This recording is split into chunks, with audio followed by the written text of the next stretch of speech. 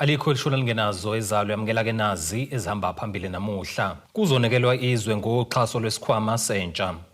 EFF izokwakhela izindlu imndeni yabashonile kanti sekube nezinguquko embonini kaShukela. Izindaba ze1KZN TV zifundelo Siyabonga wakadumane nabezulu elidume esandlwane siyakhuleka. Undunankulu esifundazwe KwaZulu-Natal uThami Ntuli useqoke ithimba elizophenya kabanzi ngezikhalo zomphakathi ngabahlomule kuxhaso lwe-Youth Empowerment Fund yanonyaka.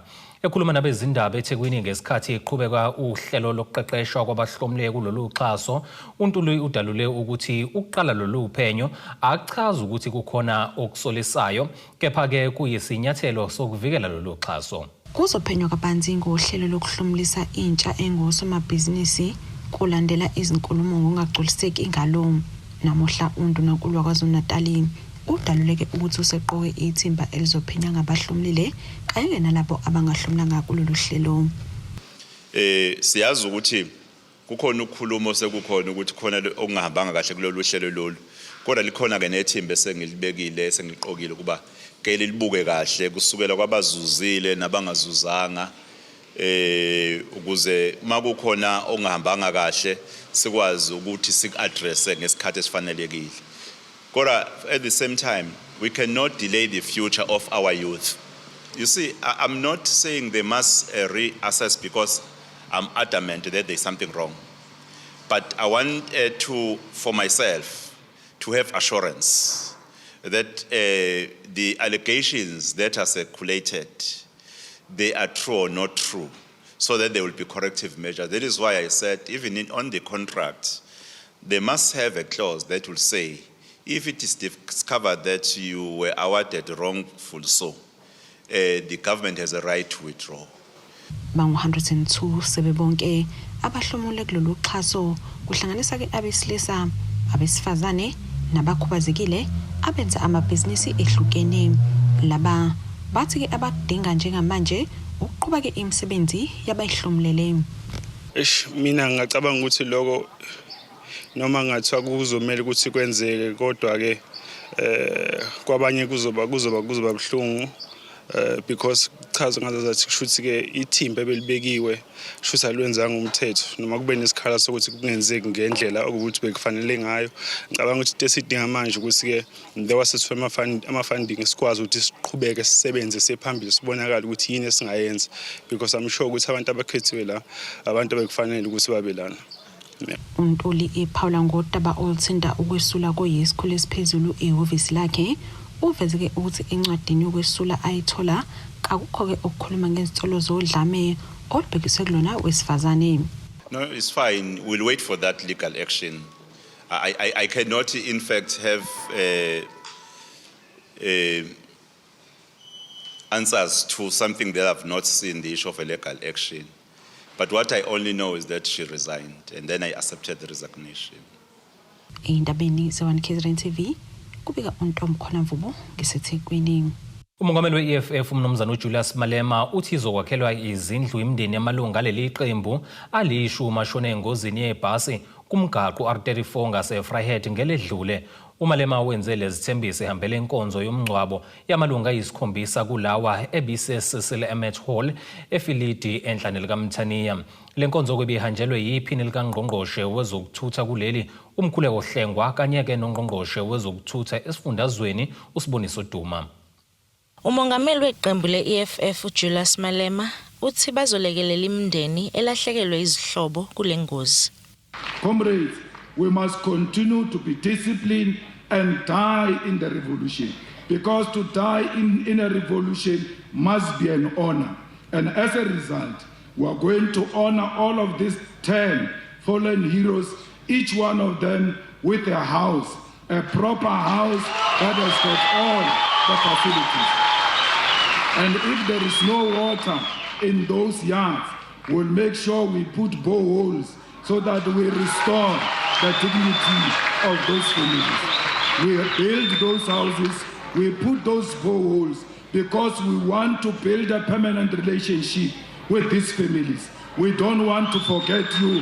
Do not forget us. Iphini likaNgqongqoshe wezokuthutha kuleli uMkhuleko Hlengwa uveza ukuba sebewutholile umbiko ngophenyo lwembangela yalengozi. In conclusion, Mr. President, I have been in discussion with the leadership of the EFF, and I do want to indicate that the Road Traffic Management Corporation, an entity of the department which we dispatched on Tuesday morning, when we received this news, has concluded their investigation and has last night presented me with a preliminary report of the set of circumstances. At an appropriate time, we will discuss it with yourselves and the families in order to give you the necessary closure and in order to provide answers where we possibly can. And I want to thank the law enforcement, particularly traffic law enforcement of KwaZulu-Natal, Tomlin and the National for their speedy and swift response and intervention. Kanti omunye wabasinda kule ngozi uthi bazolwa kakhulu ukuze behloniphe lamaqhawe ngasekho. Lamaqhawe alele la namhlanje ngizizwa ngizelwe kabusha, ngizizwa nginamandla amasha ukuthi ke lamaqhawe alale sibuya ukuyolalela umongameli wethu esiholela enkululekweni esikade sifisa. Ngizizwa nginamandla amasha, ngifisa ngathi ngabo bonke ozakwethu abasindile engathi ngabe nawo bangabe kwisemphage nami siqhubeke silwe kakhulu kunakuqala. uMalema ubesegcizelela ukuba njengeqembu kufanele bebahloniphe laba ngemisebenzi yahlukene. We were not just calling names of individuals. We're checking each and every soldier, whether they've returned to the base. And we were told that was not the case. These are just not names in headlines or numbers in a report. These were young people who had dreams. They were full of life, full of promise, and full of the courage that defines the children of working class and oppressed families. Those who know struggle not from history books, but from daily survival. They died while in pursuit of life. They were traveling with hope in their hearts, but the journey that should have taken them towards opportunity ended in tragedy.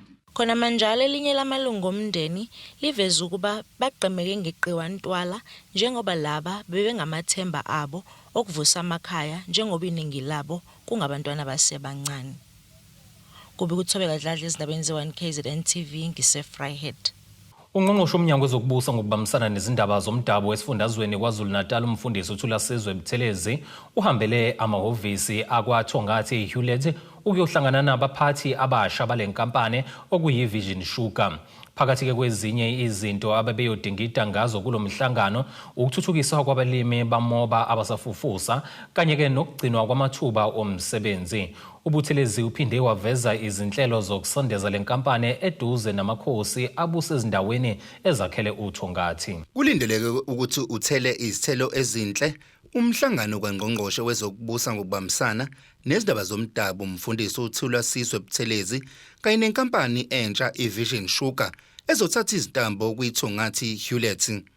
Ungqongqoshe olomnyango uthi bafuna ngalahleka amathuba omsebenzi kanjalo kuphinde kuthuthukiswe nabalimi bomoba abasafufusa. Lenkampani sisezandleni ezintsha, abanikazi abakhona ukukhona phakathi kwabo nomqondisi omkhulu uCEO banombono ojulile nobanzi, ikakhulukazi ukuthi inkampani leya kwaThongathi Hewlett idlondlobale. Siyazi ukuthi kunenkinga enkulu lapha eNingizimu Afrika yokusweleka kwemisebenzi.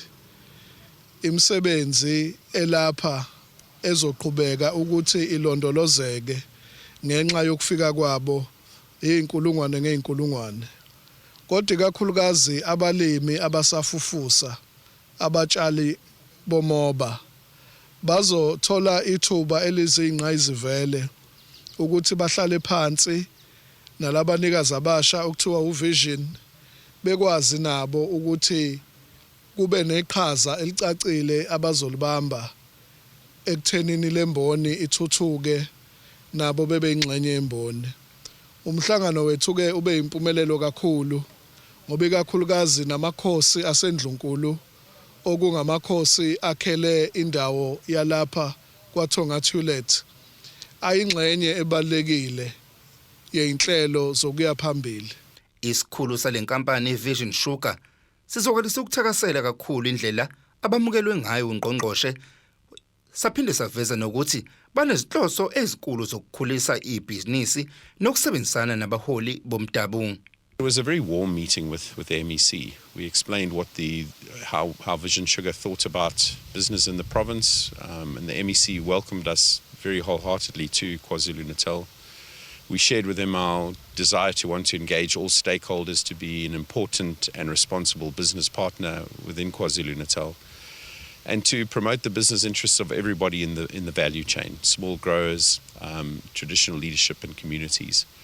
And so we were very grateful and very encouraged by the MEC's approach and just how warm and welcoming he was, and his approach to trying to resolve some of the long-standing issues that have existed between the business and the people of the province. So we're very encouraged, and we hope through time that we can demonstrate our actions rather than just talking about stuff. Kulendele ukuthi kube nomhlangano ovulelekile lapho lenkampani izokwethula emphakathini nezinhlelo zayo. Izindabeni ze1 KZN TV kube kuThabani Maphumulo othongathi. Unobhala kaKhongolose Harry Gwala uqiniso Mnguni uthi ziningi izinto abakhulumela phezulu kwazo abazohlonipha ngazo loyo okwawabake ngunobhala jikelele wophiko lwentsha kulenhlangano ongasekho uSindiso Magaqa. uMagaqa wadlula emhlabeni ngonyaka u2017 eshonele esibhedlela emva kokudutshulwa kulandela ukuvezobala inkohlakalo eyenzeka kumasipala uMzimkhulu. Unobhala uthi ngokwabo basajabule ngokuqhubeka kokufela kolwazi lusha nobufakazi kubulaweni kaMagaqa. iHarry Gwala sijabule ngendlela eyisimangaliso njengoba ngike ngasho nje ukuthi neprovince yakuveza ukuthi kona kuudaba olusenkantolo esingeke sikwazi ukuthi singene deep kulona sichaze kabanzi ukuthi yini enzakalayo, kodwa uma ngabe ngaloyo mthetho seyidlala indima yawo ukwazi ukuthi ivalela abenzi bobubi siyakuyasithokozisa kakhulu lokho. Uthi ukuvela kwamagama abahlonishwa kuleli cala kubona kuyabethusa, kodwa kubanuka isifundo ngendlela okumele bahole ngayo esikhundleni abakuzona. Uma ngabe sihleli kukhanya by ANC isifundisa ngokuyiphatha njenganamalunga wayo njenganabaholi bayo, kunezinto esingacabanga ukuthi ukhona umholi weANC noma ilunga leANC elingazenza, kodwa asibazi abantu ukuthi uma ngabe ilanga selishonile sokumnyama basala bahleleni ngihambanye abantu. Kuyasishaqisa kakhulu, futhi noma singeke again siphawule ngalo lolu daba ngoba udaba olusenkantolo engicabanga ukuthi ezinye izinto ziba nobufakazi ofanele bube khona manje uma ngabe nathi sibonakala ngenzeka sigcine sesilimaza icala, kodwa izinto mhlambe nje ngokwenqubo kwaANC nongendlela uANC osikhulisa ngayo usifundisa ngayo, usifundisa ukuthi singazenza izinto ezimbi, let alone uma ngathiwa ngempela zenzeka kwabanye bethu ngezinto ezisuke zikhona be it emphakathini noma ngaphakathi embuthweni mhlambe kungabonwa ngasolinye, kodwa nje izindaba lezi ezishaqisayo esinenkolelo ukuthi ke sizofunda kabanzi ngazo ezicala liqhubeka ligoqwa ngendlela efanele. Umnguni uthi bayeseka imbono ethi Memorial Hall eyasusa uDweshu ayiqanjwe ngoMagaqa. Kungasijabulisa nathi kakhulu uma ngabe iMemorial Hall ingabizwa ngoSindiso Magaqa, ngoba ngicabanga ukuthi kunomlando okufanele ubhalwe ngalo ngaleya hall thinta yena uSikhomledu uSindiso Magaqa, ngoba ngathini into kufanele si-archive ukuthi kahle sizoze siba nayo le Memorial Hall kwahamba kwaphelela kuphi ngenkathi delay ingaqedwa ngesikhathi, ubani ababeqhuquzela ukuthi ayiqedwe ngendlela efanele ayiqedwe ngesikhathi. So ukuyiqamba ngofoma nobhala weANC Youth League, ufoma sihlalo weregion waseRigwala weANC Youth League kungasijabulisa kakhulu. Engicabanga ukuthi ke into ke leyo soyibeka eThebeni siyixoxe neCouncil siyixoxe nama-deployees ka-African National Congress ukuthi lo mbono singenza kanjani ukuthi siwamukele. Ngomhla ka-30 June kulindeleke ukuthi kugwetshwe uSibusiso Ncengwa emva kokuzimela ngokwakhe ukuthi uyathinteka ekubulaweni ngamagaqa. Kutebogo Sibisi kwezindaba se1 KZN TV ku Channel 261 ngiseThekwini. Ake sihlabene nali ikhefu sihlangabeze nezinye futhi masibuya.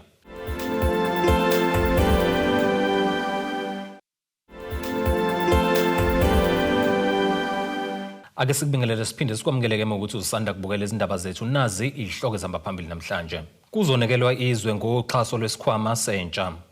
EFF izokwakhela izindlu imndeni yabashonile kanti sekube nezinguquko embonini kaShukela. Isiteleka sabasebenzi kumasipala uMhlathuza sikhenyabeza ukhanjiswa kwezidingo nqange emphakathini njengoba sekuphele isikhathi esingaphezulu kwenyanga umphakathi waseBhukanana kuWard 33 ungenawo amanzi. Amalungu omphakathi athi asephuza amanzi omfula kanye nezinkomo. Indawo yaseBhukanana ingaphandle wasempangeni iphakelwa amanzi umasipala uMhlathuza sekuphele isikhathi esingaphezulu kwenyanga ingenawo kamanzi. Amalungu omphakathi kule ndawo athi akhathazekile ngezempilo njengoba ke asephuza amanzi omfula angahlanzekile. Sinenkinga bazalwane yamanzi kule ndawo kakhulu sesiphuza la kuphuza khona inkomo yonke inhlobo yesilwane nabafuna ukugcina imisebenzi yabo bayigcina kuyo lo mfula esiphuza kuwo. Asazi nje basiphuza inselenyana ukuthi sizophila noma kuzokwenzakalani sithwele kanzima. Amanzi asinawo sesinokudla udaka lamanzi asenselenyana abhedayo okutshingwa kuwona amaphampasi.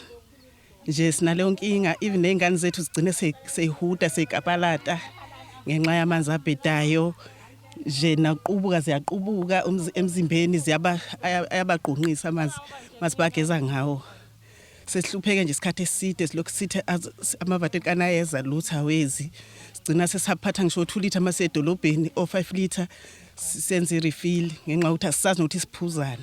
Amanye amalungu omphakathi akhona ndongo okunganaka ubuholi bendawo kulenkinga yesomiso abhekene nayo. Njoba amazi kade sawagcina sekunenyanga impela batheleliwa abanye mawuthi akhuluma athi umuntu akekho ku water point okuyena o ward committee uthi ukhuluma nekhansela livala ucingo.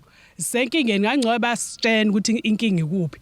Kuona ke lo mfula esikhakona bagcina into zabo abantu amashumi agcwele emanzini zonke izinto lezo ongayicabanga abasebeyozenza. Thina ke siwaphuzayo lawa manzi ucanga ukuthi lezo inyama abasole bezozenza lapha na izingeni nikuthina nezifo basinezingane ezincane. Kumanje nje ngiyaqhuka nginebhandishi kodwa kufanele ngibe nendlela okuyokha amanzi lapha emfuleni. Usuku nosuku kufanele kube namabhala ngoba phela ufuna upheke, ufuna uwash, ufuna ugesi.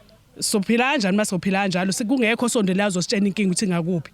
Khansela basondele eduzane kwethu asibaboni nje nabantu abasebenza ngamanzi sababekayo ukuthi bakuphila abakhona ngendlela esihlupheke ngayo sihluphekile ngalendlela ecakileyo. Inkinga yami amanzi njoba ngaboni angazi ukuthi ngisizwe ubani awekho amanzi angiphuzi lutho umuntu kadokotela ilokho nje bathi abamengo ucelayo amanzi. Okungaphendulwa kwezifundo zabasebenzi umasipala uMhlathuze kunomthelelo okunyabeza ukhanjiswa kwezidingo nqange emphakathini.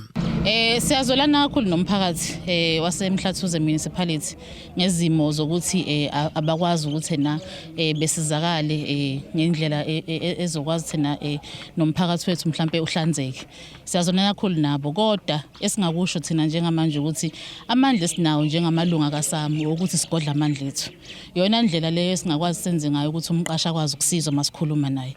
So ke siuSAMU sithi abayekho umsebenzi ovumelekile ukuthi asebenze up until umqasha avume ukuthi uzokwazi asimithe kulama demands esinawo. So umphakathi siyawuzwela kakhulu nathi siyingxenye yomphakathi. Mhlambe sicelayo umphakathini ukuthi nawo besilekelele ekutheni umqasha agcine ezizwile. Inyana abasebenzi bakomasipala iSAMU isolo umasipala uMhlathuze ngokushaya indiva isikhalazo zayo zamaholo abasebenzi nokuhlinzeka ngensiza kusebenza ezifanele yithi izoqhubeka nesiteleka sayo kuzokuba umqashi uhlangabezana nezimfuno zayo. Isiteleka siyaqhubeka, isiteleka simile, sizoqhubeka isiteleka up until umqashi avume ukuzohlala nathi etafuleni. Kube khona ivumelano esifika kuzona, esifinyelela kuzona. So njengamanje as things stand isiteleka siyaqhubeka. Ezindabeni ze1 KZN TV kuba inkosi enhle Mthembu eBhukanana. Banova labazali babafundi besikole samabanga aphansi inhlambamasoka senior primary school esakhahlanyezwa umoya okuyimanje asikalungiswa. Labazali bathi ukungalungiswa kwesikole sekuphoqe ukuthi abafundi bempintshane ndawonye njengoba kuqhubeka izivivinyo zaphakathi nonyaka. Lesikole ke esizinze etsheni laqanda Ellenscope singezinye ke zezikole zacekeleka phansi ngesikhathi kunomoya omkhulu eMgungundlovu namaphethelo. Izikole ezicekeleke phansi ngenxa yomoya owawuhlasela isifundazwe zithi ziphoqeleke ukuba zimpintsha abafundi emagumbini okufundela ukwazi ukuqhubeka nezivinyo zabo. Inhlambamasoka senior primary ingezinye yezikole ezipheshukelwe uphahla emagumbini okufundela kuwo abafundi bebanga lesihlanu kafushane ugrade 7. Sihlukumezekile kakhulu ngokulimala kwesikole kangangokuthi nje abazali baye babe nombono ukuthi sifuna usizo la singafuna khona and nothisha bazamile ukufuna la bengafuna khona. Kuphazamisekile kakhulu ukufunda nokufundisa kubantwana kangangokuthi kuze kwasiphoqa ukuthi sihlanganise othisha abahlanganisa amaklasi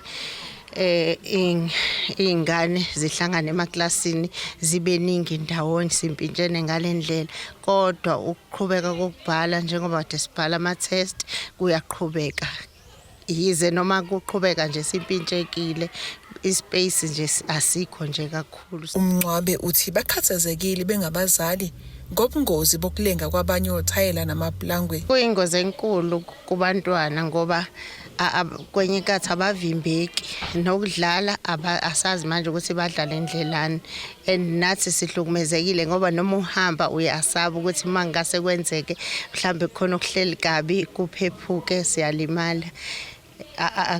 Enhlizweni zethu nje silimele kakhulu. Ikhansela liveze ukuthi ziningi izikole ezithintekile. Ukufunda nokufundiswa kuphazamiseke kakhulu esikoleni inhlambamasoka, okungesona isikole kuphela sasewadini esi-affectwe ilo moya omkhulu esike saba nawo emasontweni amabili edlulile. Isesikoleni eMlungisi High School, iseTaylors Primary School, iseMagaye okuyisikole esisetshenziswa abantwana abangaboni emehlweni kanye nomphakathi nje zoholi waka-Ward 6 uphazamisekile kakhulu, kodwa kusilimaze kakhulu ukwazi ukuthi izikole la kunabantwana khona kakhulukazi ngesikhathi la kufanele bazilungiselele ukubhala khona bafundele noma babhalele kuma-condition akulesimo esiyiso njengamanje, ngoba ngeke ngaxhumana nomunye woprincipal bezikole wangazisa ukuthi akukho kusenzekile. uMadondo uthi umnyango wezemfundo esifundazweni uthembise amagumbi angoma ahamba nendlwana. Sigcina ukuxoxa nabo babethembisile ukuthi kunezinto zesikhashana njenganama-mobile classes abazozi arrange ukuthi bazisondeze kuzona zonke lezi izikole ezi-affectekile. So ngokwe-report engiyithola komunye woprincipal uthi bebengakangeneleli, okusho ukuthi kuzofanele sibaxhume ukuze isimo sibuyele kwesijwayelekile esikoleni. Umnyango wezemfundo KwaZulu-Natal ubhaleliwe kepha bangaphendula kwemibuzo ezindabeni ze1KZN TV ngu-Ayanda Dube ngise-Ellenscope. Ake siphinde futhi sihlabena nali elinye ikhefu sihlangabeze nezinye masibuya.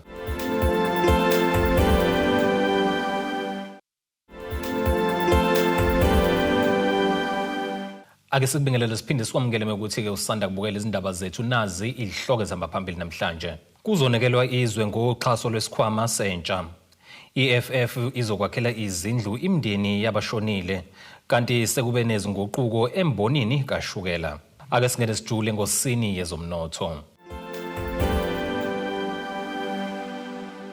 Irandi lakuleli u-18 rand 8 cent maliqhathaniswa nedola lasemelika libe u-24 rand 30 cent uma liqhathaniswa nopondo waseBrithane liphinde libe u-20 rand 80 cent uma liqhathaniswa ne-euro lase-Europe. Igolide ke lona lingu-$3,354.17 i-ounce, kuthi uwelo ngahluziwe ube u$77.01 umphongolo. Ake singene sijule engosini yezemidlalo. Iqembu lezikaMagebhula iOrlando Pirates simemezele Abdesalam Odo njengomqeqeshi wayo omusha ozovala isikhala ezivuleke kuhamba uJose Rivera oseqeqesha iqembu laseGibhithe iAl Ahly. Lo mqeqeshi ke akamusha kuleli njengoba eke wabake ngumqeqeshi weqembu leMarumo Gallants kanti ke useke waqeqesha nasemazweni okubalwa ke kuwona iBenin, iCongo, iFrance kanye nasezweni lakubo iMorocco.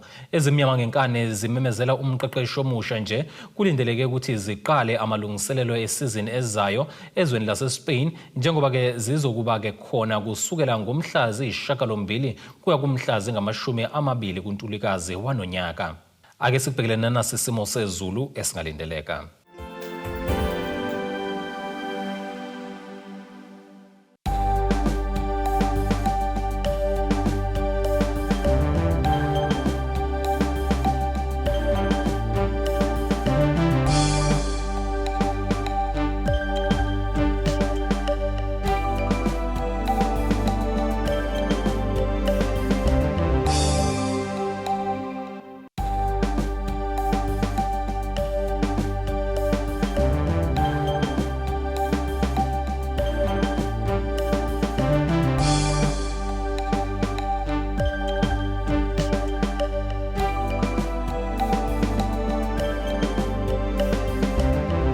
Zulomnyama ndlela zimhlophe ngeziguqisi bese kuphathelele zona namhlanje ohlangabeze noma kanjani futhi kusasa ngesikhathi esifanayo. Abethuli bethu bezindaba baxhaswe iThulis Bayview Bridal. Ungabashayela kulezi zinombolo ezivelile.